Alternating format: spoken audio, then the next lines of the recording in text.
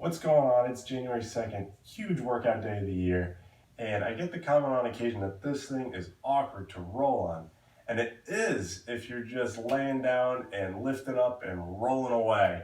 What you really want to be doing is rocking. So let me show you the difference and make a few distinctions here. So most people, they see it, they want to get down, they're excited, they lay over it, and oh yeah, they just want to start rolling, and it hurts, and they're holding their breath, and it's just not comfortable. Not what you want to do at all.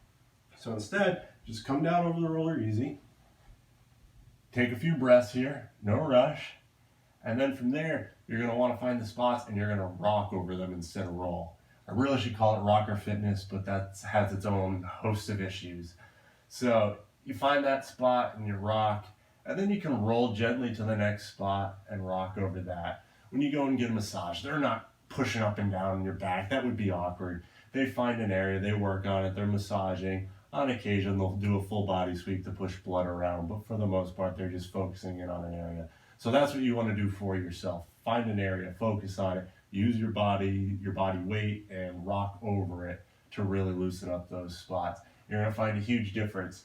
And you can do this whether it's on the floor, whether it's on the wall, in bed, wherever you use your roller. Try rocking instead of rolling, and I think you'll really like it.